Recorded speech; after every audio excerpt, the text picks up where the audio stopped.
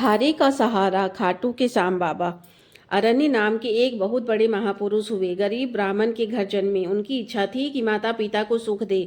इस कारण 24 लाख गायत्री मंत्र का 23 बार अनुष्ठान किए। इतना करते करते उनके माता पिता स्वर्ग सिधार गए, क्योंकि बहुत लंबा समय लग गया। इसके बाद वे संन्यास ले लेते हैं।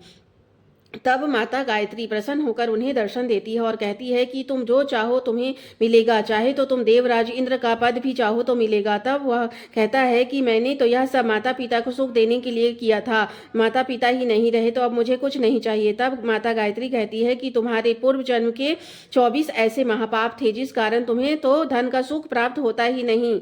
अब तुम जब 23 बार 24 लाख गायत्री मंत्र का अनुष्ठान किए तो 23 महापाप कट गए, और जब तुमने संन्यास ले लिया तो 24वां पाप भी कट गया। अब तुम जो चाहो तुम्हें मिलेगा। तब वह कहता है कि अब तो मैं सन्यासी हो गया, अब मुझे कुछ भी नहीं चाहिए। इस तरह पता चलता है कि हमारे जो पूर्व जन्म के पाप हैं वे ही विघ्न पहुंचाते हैं, तभी तो हमें कष्ट होता है, क्योंकि हमने जो पाप किए हैं वह तो हमें भोगने ही पड़ेंगे। इसी पाप कर्म के कारण बच्चा गर्भ में आता है तो किसी बच्चे को गरीब माता का गर्भ मिलता है, किसी को अमीर माता का गर्भ मिलता है, क्योंकि उस बच्चे ने तो अभी तक कोई कर्म किए ही नहीं। उसके गरीब अमीर होने में उसका भाग्य जिम्मेदार है, कर्म नहीं। प्रारब्ध भाग्य प्रारब्ध से बनता है। प्रारब्ध मतलब पूर्व जन्म के कर्म।